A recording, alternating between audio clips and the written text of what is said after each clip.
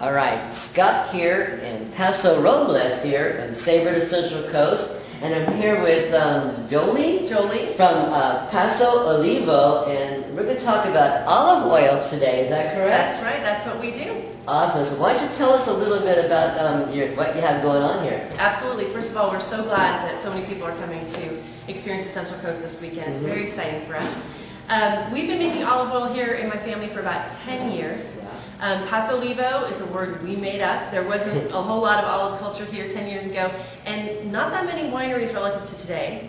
Now, of course, on either side of us, in any direction, we have 10 neighbors who make great wine. So it's really good to be the olive oil person in the mix. That's right. Because, I can go to my neighbor and say, I'll trade you a lime olive oil for a rosé. That would be great. What's interesting about the farming here is that everything that makes this a great place to grow grapes is equally important for growing olives. Okay. We love those swings in temperature. We need the extreme heat, but we also need the cold, and that's why California is uniquely suited to olives versus Florida or some other places. Right. Texas Hill Country is starting to play with olives a little bit, but we have a really unique growing situation here, which is perfect for our trees. We have mostly Italian trees, so we have a lot of Tuscan-like weather patterns, and our soil really loves the trees too. So we planted about 6,000 trees starting 16 years ago. Yeah, so it's been about 10 years of making oil because it takes a few years for the trees to start to produce.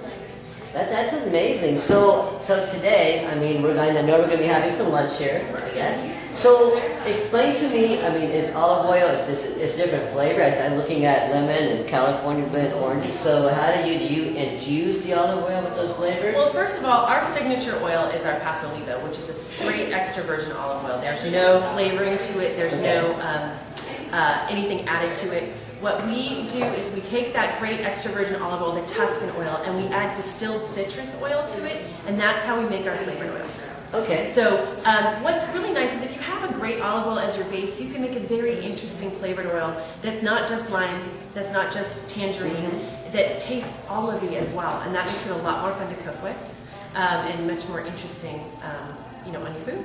That it's just amazing. I mean, our base of our knowledge is wine. Right. However, it's very similar. I know. I mean, when you're doing an olive oil tasting, do you look for the nose and the aromas the same way, or does it work that way, or no? There are some similarities and there are some differences. I will tell you right off the bat that olive oil tasting is not half as much fun as wine tasting. You don't get to spit out the olive oil; you have to swallow some of it. And actually, after a day, the one similarity is after a day of olive oil tasting, similar to a day of wine tasting, sometimes all you really want is a beer. Exactly. But olive oil tasting, we are looking for fruitiness. We are looking for two other characteristics as well that you wouldn't necessarily find in wine tasting, and that would be bitterness and pungency. Fruitiness is like wine, any organic smell or taste, positive attribute. Bitterness, people are often surprised at because they think bitter is bad. Bitter is good in olive oil. It doesn't mean that every olive oil is going to be bitter, and it doesn't mean that the bitterness should overrule everything else. But it's definitely an element. It's an important backbone to certain styles of oil. Arugula, coffee, there are lots of foods that have bitterness that we've grown accustomed to, and it's the same with olive oil. Finally, you have pungency, which is a burning sensation in your throat, kind of like more like a salsa burn versus a hot coffee. Okay. And we call that the cough. We'll say this is a 1 cough oil or this is a 2 cough oil, and we're talking about the pungency. Okay. So there's a compound in olive oil called oleocanthal that creates this scratchiness in your throat, and it's one of those great health benefits that we've learned. It's a natural ibuprofen in olive oil. So when you get a little cough, you get a little heat, it's good for your health. So there you go. I guess we should all drink some more olive oil. You absolutely Absolutely. Well, it's I'm looking forward to this, and it's going to be very educational and fun as well, I'm sure. I hope so. I think it will be. It's such a pleasure. Thanks for having us here. Thanks for coming. Thank you. Thank you.